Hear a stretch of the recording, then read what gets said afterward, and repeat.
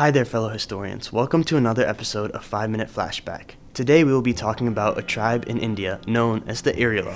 They are one of India's oldest indigenous communities, and they are spread out throughout the southern region of India. However, the largest populations of the Irula tribe can be found in 3 states located in the southern region of India, which include Kerala, Tamil Nadu, and Karnataka. The citizens living in the states listed above speak Malayalam, Tamil, and Kannada, respectively. In spite of the fact that those are the primary languages spoken in those states, the Irulas have their own language, a Dravidian language which is closely related to Tamil. The Irula tribe has made news headlines over the course of history. In some instances, the news has been positive and uplifting, whereas at other times it has been heartbreaking. In the 1990s, members of the Irula tribe were falsely accused of theft and thrown in prison as a result. While in custody, one of the tribal members was beaten to death by one of the police officers while the officer was trying to elicit a confession. Following the incident, the officers tried to cover up the death and convince the public that the prisoners had escaped from prison and fled. In order to build this narrative, they went to extreme lengths such as disposing of the body in a nearby state and bribing others to corroborate their story. Thankfully, a lawyer by the name of Chandru, who represented the spouse of the deceased member of the Irula tribe, successfully brought to light the actual events that transpired while the tribal members were in police custody. This particular incident was made into a movie called J-Beam. The film gained a lot of notoriety after its release last year, and also brought to light the numerous injustices against the Irula community. Namely, how members of the tribe are falsely accused of crimes ranging from theft to murder and are incarcerated due to the fact that they cannot get citizenship in a state and therefore cannot hire or be appointed any legal counsel. Thankfully, now after the film's release, there has been a shift in the right direction and new social reforms are being implemented.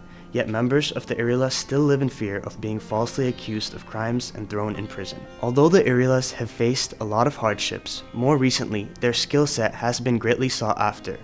Their intimate knowledge of catching snakes has been coveted both locally and internationally. Their in-depth knowledge base can be attributed to the fact that the tribe at one time survived by hunting reptiles, primarily snakes, and rats, which were a threat to farmers in various parts of the state. Over the years, they had developed various techniques to aid in their capture of snakes. For instance, they used a method known as earthen pot fumigation. This process involves blowing smoke out of their mouth to weed out rodents and snakes. However, this process can be harmful to a person's health, so over the course of time, they developed other techniques to hunt snakes. In addition to helping farmers, they would also hunt snakes to sell their skin.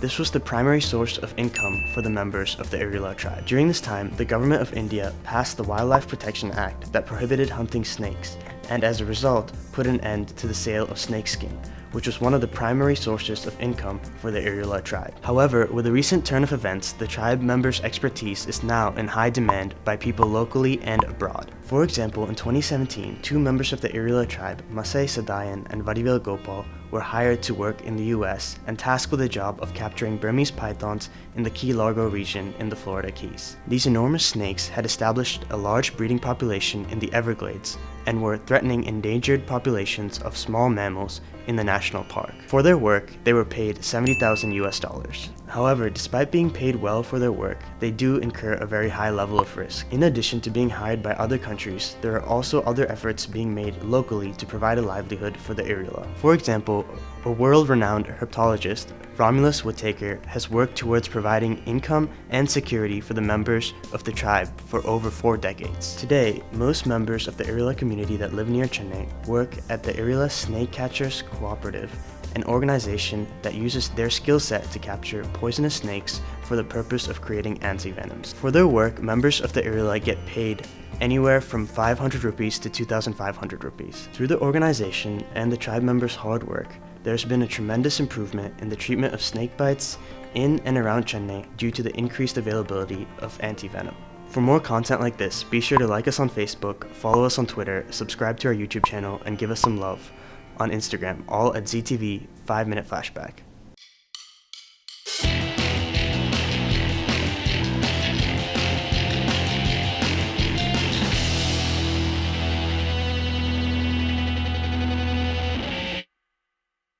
This program was produced by ZTV at the University of Akron. Do you want to gain experience in video production, professional social media, or working with real clients? Visit the UA School of Communications online or follow us on social media to learn more.